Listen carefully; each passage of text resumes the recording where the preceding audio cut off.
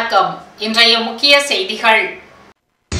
இந்தியாவில் தயாரிக்கப்பட்ட 2 கொரோனா தடுப்பூசிகள் மூலம் மனித உயிர்களை காக்க நாடு தயாராக உள்ளதாக மோடி பெருமிதம். மகாராஷ்டிரா மருத்துவமனையில் 10 குழந்தைகள் தீயில் கருகி பலி.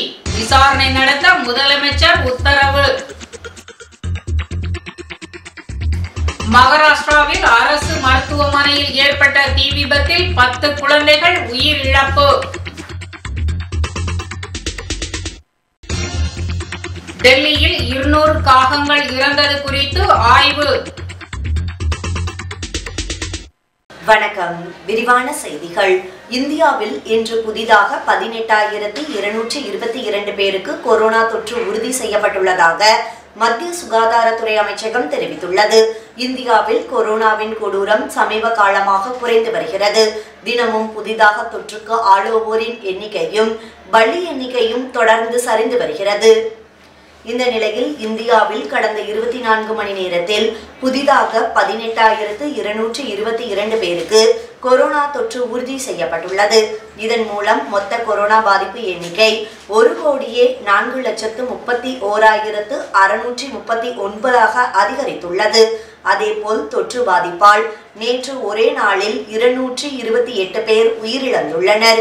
இதன் மூலம் உயிரிழந்தோர் மொத்த எண்ணிக்கை 1,50,798 உயர்ந்துள்ளது. இந்தியாவில் ஒரே நாளில் 19,253 பேர் குணமடைந்து வீடு திரும்பிய நிலையில் கொரோனாவிலிருந்து குணமடைந்தவர்களின் மொத்த எண்ணிக்கை 1,56,651 உயர்ந்துள்ளது. மேலும் கொரோனா தொற்றுக்கு 2,24,190 பேர் சிகிச்சை பெற்று வருவதாக மத்திய சுகாதார அமைச்சகம் தெரிவித்துள்ளது. இந்தியாவில் இதுவரை 18,02,53,315 கொரோனா பரிசோதனைகள் செய்யப்பட்டுள்ளன என்றும் அதில் நேற்று ஒரு நாளில் மட்டும் 9,16,951 மாதிரிகள் பரிசோதிக்கப்பட்டதாக இந்திய மருத்துவ ஆராய்ச்சி கவுன்சில் தெரிவித்துள்ளது.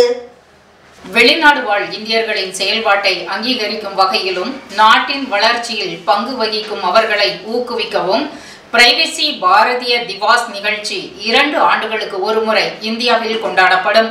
அந்த வகையில் 16வது பிரைவசி பாரதிய திவாஸ் மாநாடு காணொலி வாயிலாக இன்று நடைபெற்றது. மாநாட்டை தொடங்கி வைத்து உரையாற்றிய பிரதமர் மோடி இந்தியாவில் தயாரிக்கப்பட்ட 2 கொரோனா தடுப்பூசிகள் மூலம் மனித உயிர்களை காக்க நாடு தயாராக உள்ளதாக கூறினார். அந்த உரையின் போது நாட்டில் தயாரிக்கப்பட்ட 2 கொரோனா தடுப்பூசிகளுடன் மனித உயிர்களை காக்க இந்தியா இன்று தயாராக உள்ளது. இதனை முன்பே இந்தியா செய்துள்ளது, தற்போதும் செய்ய உள்ளது. இந்தியாவின் தடுப்பூசிக்காக உலக நாடுகள் ஆவலுடன் காத்திருக்கின்றன. அதேபோல தடுப்பூசி போடும் திட்டத்தை எவ்வாறு இந்திய அரசு செயல்படுத்த உள்ளது என்பதை உலகமே கூர்ந்து கவனித்து வருகிறது.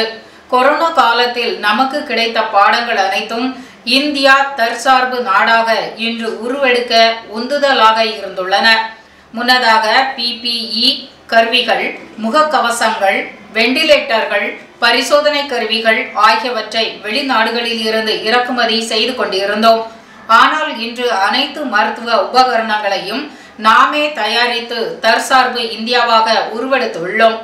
புதிய தொழில்நுட்பங்கள் மூலம் ஏழை மக்களின் மேம்பாட்டிற்காக மேற்கொள்ளப்படும் நடவடிக்கைகள் குறித்து உலக நாடுகள் ஆலோசித்து வருகின்றன என்றார்.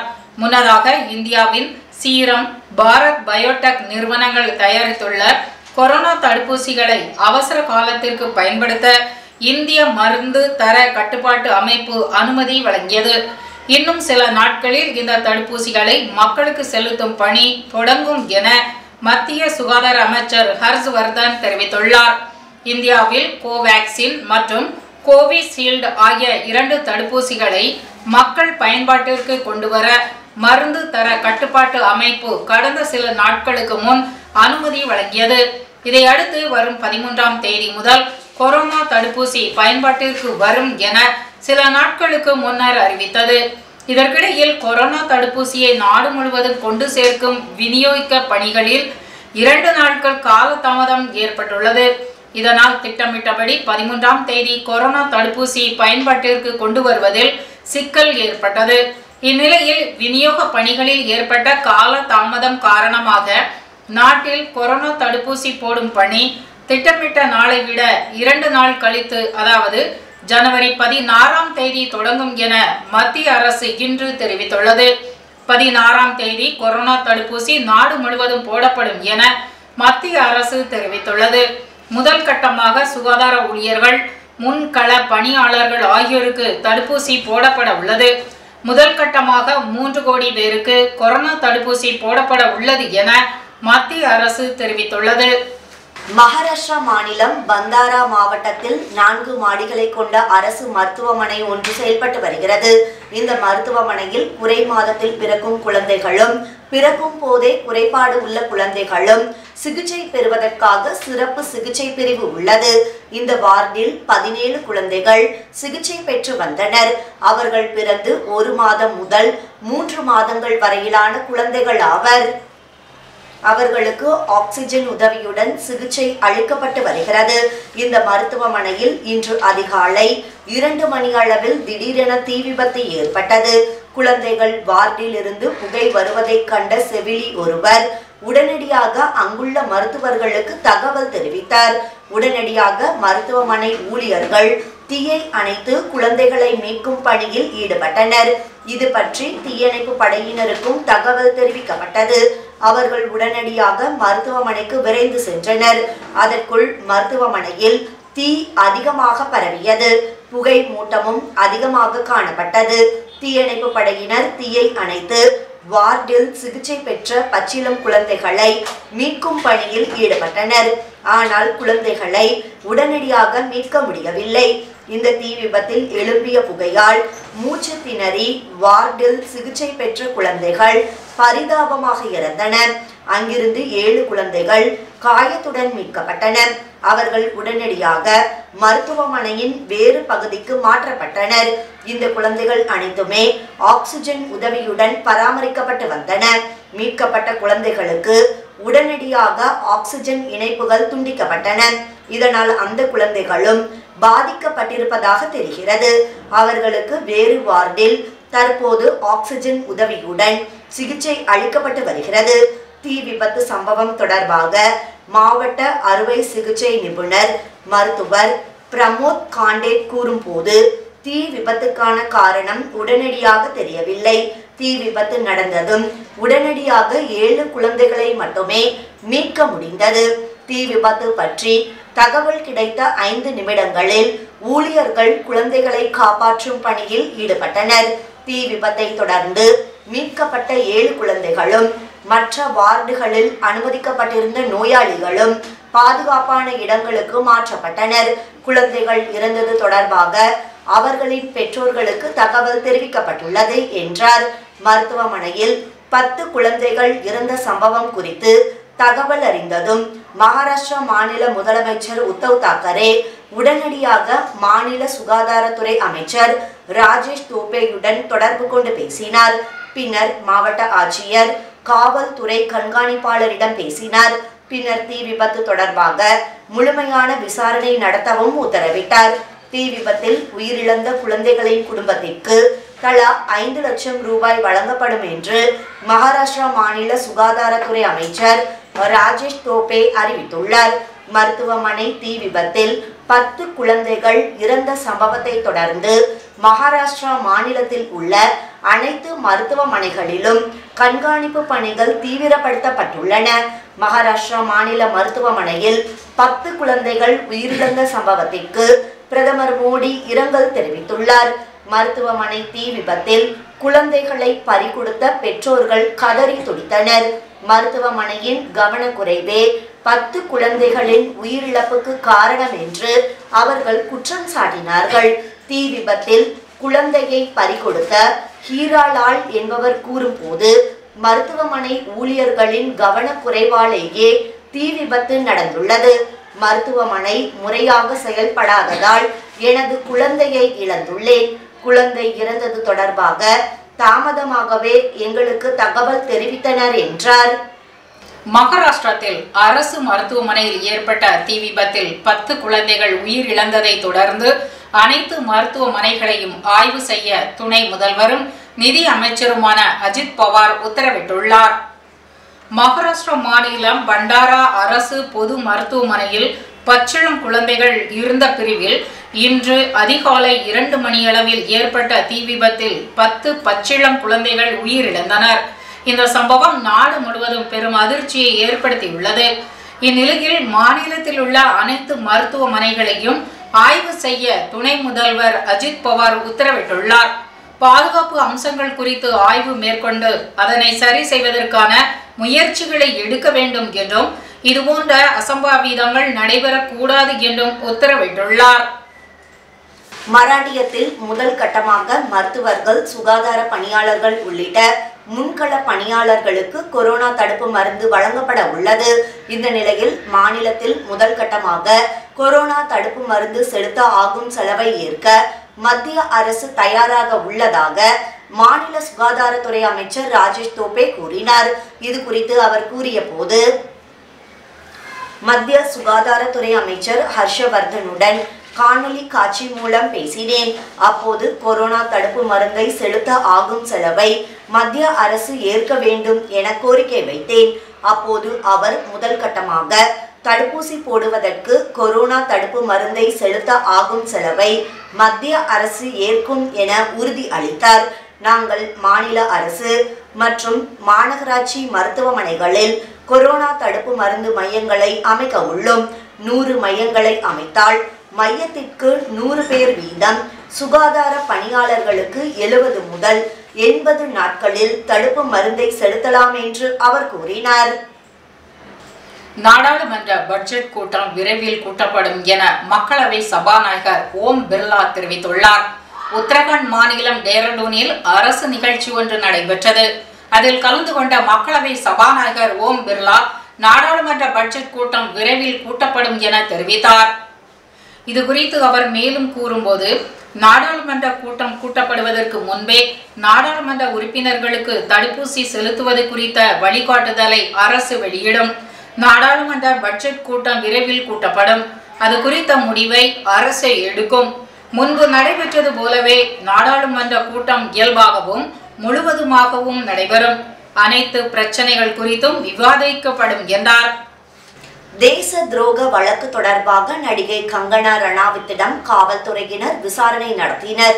நடிகை கங்கனா ரணாவத் மற்றும் அவரது சகோதரி ரங்கோலி ஆகியோர் சமூக வலைதளங்களில் இரு சமூகத்தினர் இடையே வன்முறையை தூண்டும் வகையில் கருத்து கூறியதாக காஸ்டிங் இயக்குனர் முனாவர் அலி சையது என்பவர் மும்பை மாஜிஸ்ட்ரேட் நீதிமன்றத்தில் மனு தாக்கல் செய்திருந்தார். இதை விசாரித்த நீதிமன்றம் நடிகை கங்கனா ரணாவத் மற்றும் அவரது சகோதரி மீது வழக்கு பதிவு செய்ய பாந்த்ரா காவல்துறைக்கு உத்தரவிட்டது. இதையடுத்து பாந்த்ரா காவல்துறையினர் தேச துரோகம், இரு சமூகத்தினர் இடையே மோதலை தூண்டும் வகையில் பேசுதல் உள்ளிட்ட பிரிவுகளின் கீழ் நடிகை கங்கனா ரணாவத் மற்றும் அவரது சகோதரி மீது வழக்கு பதிவு செய்தனர். மேலும் வழக்கு விசாரணைக்கு ஆஜராக நடிகை கங்கனா ரணாவத்திற்கு மும்பை காவல்துறையினர் 3 முறை சம்மன் அனுப்பினர். ஆனால் அவர் ஆஜராகவில்லை.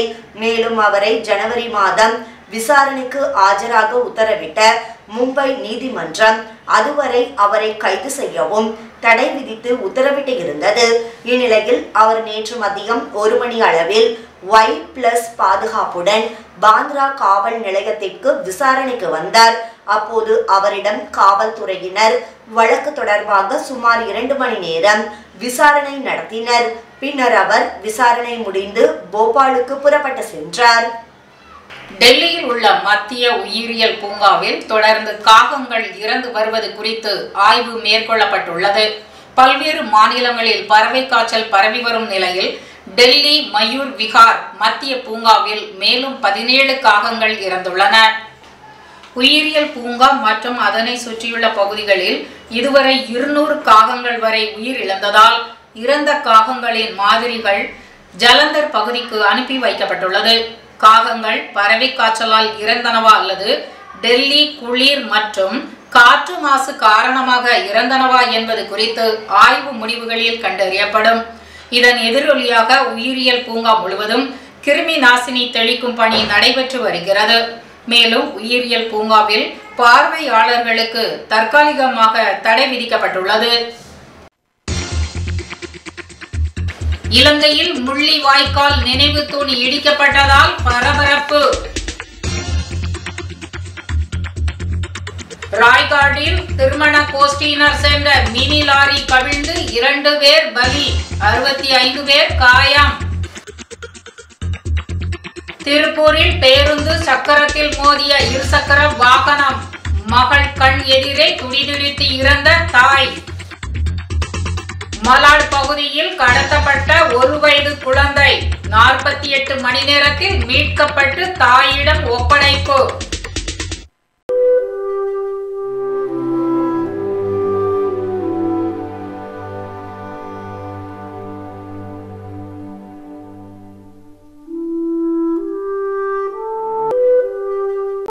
யாழ்ப்பாணம் பல்கலைக்கழகத்தில் அமைக்கப்பட்ட முள்ளிவாய்க்கால் நினைவு தூண் நள்ளிரவில் இடிக்கப்பட்டதால் பரபரப்பு ஏற்பட்டது. இலங்கை நாட்டின் யாழ்ப்பாணம் பல்கலைக்கழகத்தில் அமைந்துள்ளது முள்ளிவாய்க்கால் நினைவு தூண். இந்நிலையில் முள்ளிவாய்க்கால் நினைவு தூணை இடிக்கும்படி அந்நாட்டு அரசு உத்தரவிட்டதாக கூறப்படுகிறது. இதைத் தொடர்ந்து நேற்று நள்ளிரவில் யாழ்ப்பாணம் பல்கலைக்கழகத்தில் அமைக்கப்பட்ட முள்ளிவாய்க்கால் நினைவு தூண் இடிக்கப்பட்டது. இதனால் யாழ்ப்பாணம் பல்கலைக்கழகம் பகுதியில் மாணவர்கள் திரண்டதால் அப்பகுதியில் பதற்றமான சூழல் காணப்பட்டது. முள்ளிவாய்க்கால் நினைவு தூண் இடிக்கப்பட்டதற்கு பல்வேறு தலைவர்கள் கண்டனம் தெரிவித்தனர். ராய்காட்டில் உள்ள திருமண கோஷ்டியினர் சென்ற மினி லாரி 250 அடி பள்ளத்தாக்கில் கவிழ்ந்த விபத்தில் 2 பேர் பிணமாக மீட்கப்பட்டனர். 65 பேர் காயமடைந்தனர். திருமண கோஷ்டியினரை ஏற்றிக்கொண்டு நேற்று சத்தாராவில் உள்ள கொண்டுஷியில் இருந்து ராய்காடிற்கு மினி லாரி வந்து கொண்டிருந்தது. லாரியில் மணமக்கள் உள்ளிட்ட சுமார் 70 பேர் இருந்ததாக கூறப்படுகிறது. இதில் லாரி மாலை வேளையில் ராய்காட் மாவட்டம் பேலாட்பூர் அருகில் உள்ள குட்பான் பகுதியில் வந்து கொண்டிருந்த போது திடீரென ஓட்டுநரின் கட்டுப்பாட்டை இழந்து 250 அடி பள்ளத்தாக்கில் கவிழ்ந்தது. தகவல் அறிந்து காவல்துறையினர் விரைந்து சென்றனர். அவர்கள் தீயணைப்பு துறையினர் உதவியுடன் விபத்தில் சிக்கியவர்களை மீட்டு அருகில் உள்ள ஆரம்ப சுகாதார நிலையத்திற்கு அனுப்பி வைத்தனர். தொடர்ந்து மீட்பு பணி நடந்து வருகிறது. 2 பேரை பிணமாக மீட்டுள்ளனர். 65 பேர் காயமடைந்து இருப்பதாக கூறப்படுகிறது. மேலும் லாரியில் இருந்து பள்ளத்தாக்கில் தூக்கி வீசப்பட்டவர்களை தேடி வருகின்றனர். எனவே விபத்தில் உயிரிழந்தவர்களின் எண்ணிக்கை மேலும் அதிகரிக்கலாம் என கூறப்படுகிறது. மேலும் மழை மற்றும் இரவு நேரமானதால் மீட்பு பணிகளில் தொய்வு ஏற்பட்டதாக தகவல்கள் வெளியாகியுள்ளன. இதேபோல் மினி லாரியில் இருந்த மணப்பெண் மணமகன் பத்திரமாக மீட்கப்பட்டதாகவும் கூறப்படுகிறது. திருமண கோஷ்டியினர் சென்ற மினி லாரி 250 அடி பள்ளத்தாக்கில் கவிழ்ந்து பெரிய விபத்து ஏற்பட்டது சோகத்தை ஏற்படுத்தியுள்ளது. அரசு பேருந்து இருசக்கர வாகனத்தின் மீது மோதிய விபத்தில் மகள் கண்ணெதிரே தாய் பரிதாபமாக உயிரிழந்துள்ளார். திருப்பூரில் அரசு பேருந்து மோதி இருசக்கர வாகனத்தில் பின்னால் அமர்ந்து சென்ற பெண் உயிரிழந்தார். திருப்பூரை அடுத்த கோவில் வழியை சேர்ந்தவர் மாஜித், இவரது மனைவி ஸ்ருதி. இந்த தம்பதிக்கு ஆதிரா என்ற 1 வயது குழந்தையும் உள்ளது. மாஜித் திருப்பூரில் உள்ள பின்னலாடை நிறுவனத்தில் பணியாற்றி வருகிறார். இந்த நிலையில் ஸ்ருதி தனது இருசக்கர வாகனத்தில் தனது தாய் சந்திரிகா மற்றும் மகள் ஆதிராவுடன் திருப்பூர் வந்துள்ளார். இதன் பிறகு மூவரும் இருசக்கர வாகனத்தில் தாராபுரம் சாலையில் சென்று கொண்டிருந்தனர். இவர்களது வாகனம் திருப்பூர் தெற்கு காவல் நிலையம் அருகே சென்று கொண்டிருந்த போது புதிய பேருந்து நிலையத்திலிருந்து கோவில் வழி நோக்கி சென்ற அரசு பேருந்து எதிர்பாராத விதமாக இருசக்கர வாகனத்தின் மீது மோதியது. இந்த விபத்தில் பேருந்தின் பின் சக்கரத்தில் சிக்கி சந்திரிகா சம்பவ இடத்திலேயே உயிரிழந்தார். ஸ்ருதி, ஆதிரா ஆகியோர் காயங்களுடன் உயிர் தப்பினர். இந்த விபத்து குறித்து திருப்பூர் தெற்கு காவல்துறையினர் வழக்கு பதிவு செய்து பேருந்து ஓட்டுநரிடம் விசாரணை நடத்தி வருகின்றனர். திருப்பூரில் மகள் கண்ணெதிரே தாய் உயிரிழந்த சம்பவம் சோகத்தை ஏற்படுத்தியுள்ளது. சென்னையில் செயின் பறிப்பு சம்பவங்களை தடுக்க காவல்துறை தீவிர நடவடிக்கை எடுத்து வருகிறது. முக்கிய சந்திப்புகள், பிரதான சாலைகளில் சிசிடிவி கேமராக்கள் பொருத்தப்பட்டு கண்காணிக்கப்பட்டு வருகிறது. ஆனால் ஒரு சில இடங்களில் குற்றவாளிகள் தைரியமாக கைவரிசை காட்டி வருகின்றனர். குறிப்பாக இருசக்கர வாகனங்களில் வரும் செயின் திருடர்கள் சாலை ஓரம் தனியாக நடந்து செல்லும் பெண்களையே குறிவைக்கின்றனர். ஒருவன் வாகனத்தை ஓட்ட பின்னால் அமர்ந்து இருப்பவன் கண் இமைக்கும் நேரத்தில் நகையை பறித்துவிட்டு தப்பி செல்லும் சம்பவங்கள் தான் அதிகம் நடக்கிறது. இதில் ஏராளமானோர் நகைகளை இழந்துள்ளனர். திருடர்கள் செயினை பலமாக இழுக்கும் போது கீழே விழுந்து பலத்த காயமும் ஏற்படுகிறது. அவ்வகையில் நேற்று பட்டப்பகலில் சென்னை டி நகரில் நடந்த சம்பவம் பொதுமக்களிடையே அச்சத்தை ஏற்படுத்தியுள்ளது. இந்த செயின் பறிப்பு முயற்சி தொடர்பான சிசிடிவி பதிவு மற்றும் பாதிக்கப்பட்ட பெண் வெளியிட்ட வீடியோ பதிவு சமூக வலைதளங்களில் வேகமாக பரவி வருகிறது. காலையில் தனியாக நடைபயிற்சி சென்ற அந்த பெண்ணை நோட்டமிட்ட திருடர்கள் இருசக்கர வாகனத்தில் வந்து செயினை வேகமாக இழுக்கின்றனர். ஆனால் செயின் கையில் சிக்கவில்லை. இழுத்த வேகத்தில் அந்த பெண் சாலையில் விழுந்துவிட்டார். இதில் அவருக்கு கை மற்றும் காலில் காயம் ஏற்பட்டது. அப்போது ஒரு நபர் ஓடி வந்து உதவி செய்கிறார். இந்த காட்சி சிசிடிவி பதிவில் உள்ளது. இதேபோல் பாதிக்கப்பட்ட பெண் பேசும் வீடியோவில் செயின் பறிக்க முயன்றவர்கள் கையில் மிகப்பெரிய கத்தி வைத்திருந்ததாகவும் பிடிக்க முயன்றவர்களை மிரட்டிவிட்டு சென்றதாகவும் குறிப்பிட்டுள்ளார்.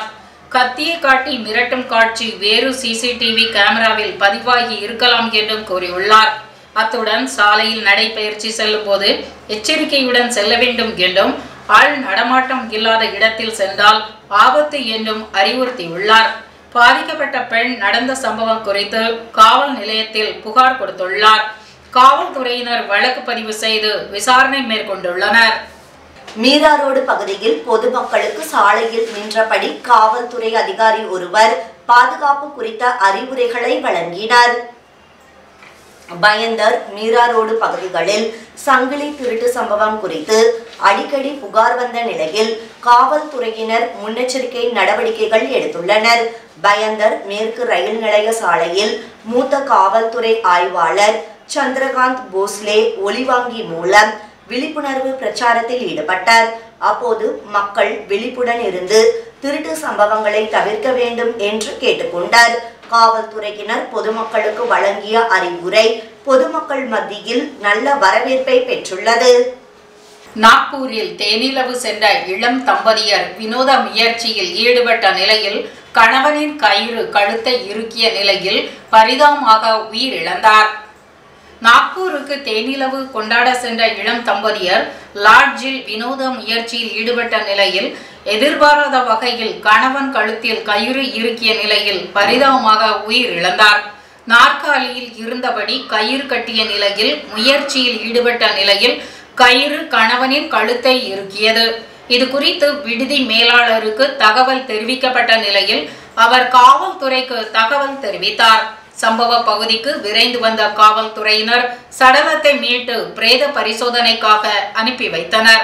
இச்சம்பவம் குறித்து வழக்கு பதிவு செய்த காவல்துறையினர் விசாரணை நடத்தி வருகின்றனர். ஜல்கானில் கொள்ளை போன பொருட்கள் காவல்துறையினரால் மீட்கப்பட்ட நிலையில் உரியவர்களிடம் முறைப்படி ஒப்படைக்கப்பட்டது. ஜல்கான் பகுதியில் திருட்டு போன பொருட்களை மீட்ட காவல்துறையினர் அதனை உரியவர்களிடம் முறைப்படி ஒப்படைத்தனர். சிர்பூர் காவல் நிலையத்தில் நடைபெற்ற இந்நிகழ்ச்சியில் மீட்கப்பட்ட தாலி சங்கிலி, தங்க, வெள்ளி நகைகள், மொபைல் போன்கள், 17 இருசக்கர வாகனங்கள் அதன் உரிமையாளர்களிடம் ஒப்படைக்கப்பட்டது. துணை கண்காணிப்பாளர் அனில் மானே தலைமையில் நடைபெற்ற இந்த நிகழ்ச்சியில் காவல்துறை அதிகாரிகள் பலர் கலந்து கொண்டனர். தங்கள் உடைமைகளை திரும்ப பெற்ற பொதுமக்கள் காவல்துறையினருக்கு தங்கள் நன்றியை தெரிவித்தனர். குஜராத் மாநிலத்திற்கு கடத்த இருந்த மது வகைகளை கலால் துறையினர் பறிமுதல் செய்து நடவடிக்கை எடுத்தனர். தமன் பகுதியில் இருந்து மகாராஷ்டிரா மாநிலம் வழியாக குஜராத் மாநிலத்திற்கு மது வகைகள் கடத்தப்பட்ட சம்பவத்தை கலால் துறையினர் முறியடித்தனர். கசாரா சாலையில் டெம்போ ஒன்றை சோதனை செய்த கலால் துறையினர் சாக்கு பைகளில் வைத்திருந்த 425 பெட்டிகள் மது வகைகளை பறிமுதல் செய்தனர். இதன் மதிப்பு 1 கோடி ரூபாய் ஆகும். டெம்போ ஓட்டுநரை கைது செய்த காவல்துறையினர் அவரை காவல்துறையிடம் ஒப்படைத்தனர்.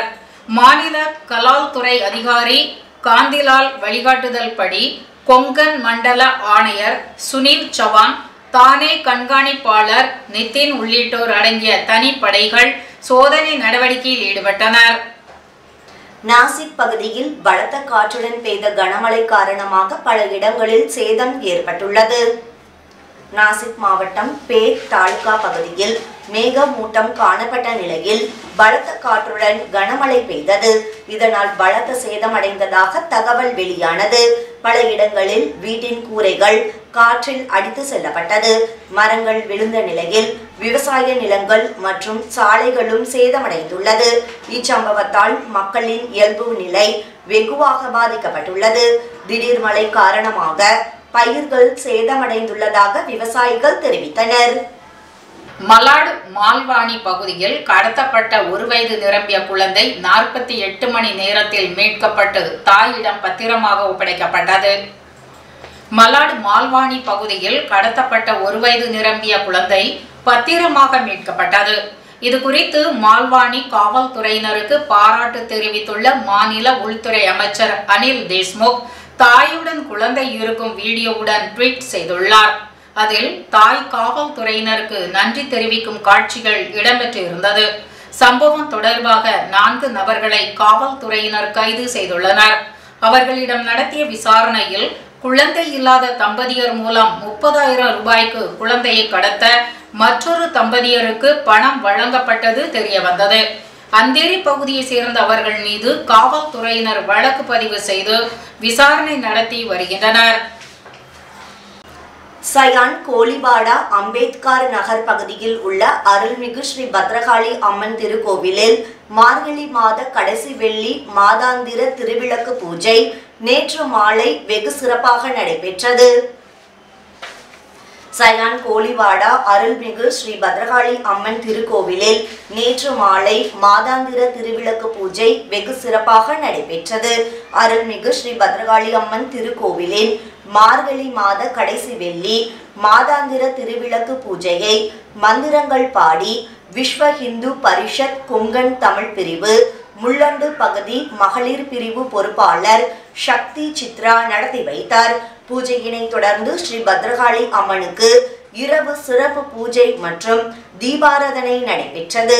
அகில இந்திய இந்து மகாசபாவின் மும்பை மாவட்ட மகளிர் அணி பொறுப்பாளராக நியமிக்கப்பட்டுள்ள சக்தி சித்ரா ஸ்ரீ பத்ரகாளி அம்மன் ஆலயத்தின் சார்பில் வாழ்த்துக்களும் பாராட்டுகளும் தெரிவிக்கப்பட்டு கௌரவிக்கப்பட்டார். விளக்கு பூஜையில் கலந்து கொண்ட சிறுமியர்களுக்கு குத்து விளக்கு பரிசாக வழங்கப்பட்டது. விளக்கு பூஜையில் ஏராளமான பெண்களும் பொதுமக்களும் கலந்து கொண்டனர். பூஜையை தொடர்ந்து பக்தர்களுக்கு அருள் பிரசாதம் வழங்கப்பட்டது.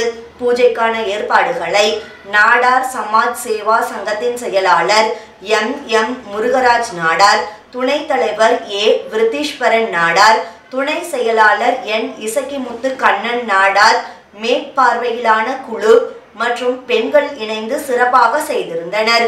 பொங்கல் திருநாளை முன்னிட்டு 14ஆம் தேதி மாலை 3 மணிக்கு பொங்கலிடல் மற்றும் 15ஆம் தேதி விளையாட்டு போட்டிகள் நடைபெற உள்ளது. மகாராஷ்டிரா மாநில ரஜினி மக்கள் மன்றம் சார்பில் சென்னை வள்ளுவர் கோட்டத்தில் நடைபெறும் பிரார்த்தனை நிகழ்ச்சியில் கலந்து கொள்ள நிர்வாகிகள் பெங்களூர் வழியாக சென்னைக்கு பயணம் மேற்கொண்டனர்.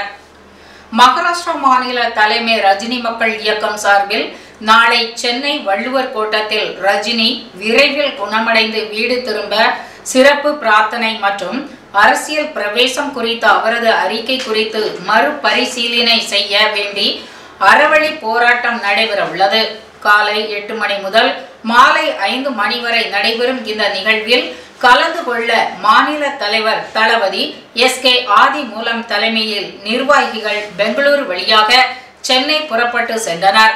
அவருடன் மாநில இளைஞரணி செயலாளர் மாவீரன் ரஜினி தனவேல், தாராவி செயலாளர் ரஜினி சிவகுமார் மற்றும் நிர்வாகிகள் சென்றனர். மீண்டும் இன்றைய முக்கிய செய்திகள்.